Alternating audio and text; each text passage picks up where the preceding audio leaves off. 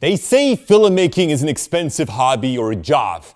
That's not true. The problem is that when we walk into a camera shop, it feels like we're in a candy store. You don't need all the extra stuff, but you really want it. And the gimbal is probably one of the most popular extra tools that nobody needs, but everybody buys.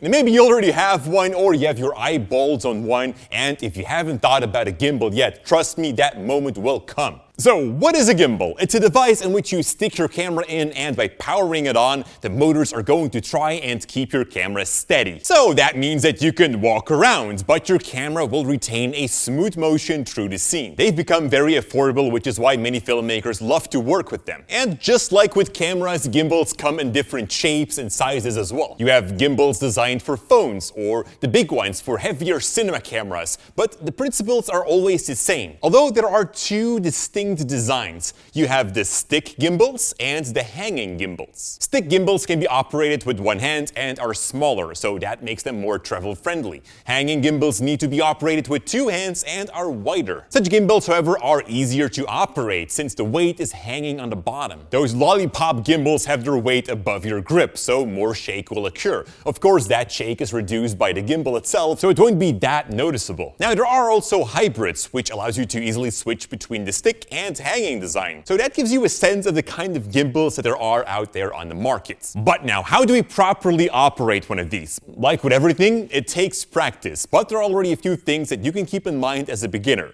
First of all, don't expect the gimbal to keep your camera perfectly steady. There's no up and down stabilization unless you get one of these with some sort of a spring. Always walk with slightly bent knees and try to place your toes first on the ground. When walking or running at a faster pace, it is much harder to put your toes down first. In such a case, your arm becomes more important. See your arm as a natural spring. Bend it in a 45-degree angle and keep it loose. Move your body and your arm separately. You should try to keep your camera at a fixed height. However, it's also important to slightly move your arm up and down to catch the bumps from your footsteps. Now, panning and tilting either goes automatic by twisting the gimbal, or it can be controlled through a joystick. Now, that joystick, however, is not a good idea. You'll have much more precise control over the movement if you just twist the gimbal, steering it in the right direction. This steering needs to be done smoothly, just like you would pan or tilt on a tripod. Give it a gentle push. Let the motors do their work and slowly stop. Never just jack the gimbal to make a quick movement. And finally, let's talk about where to use a gimbal and where not to.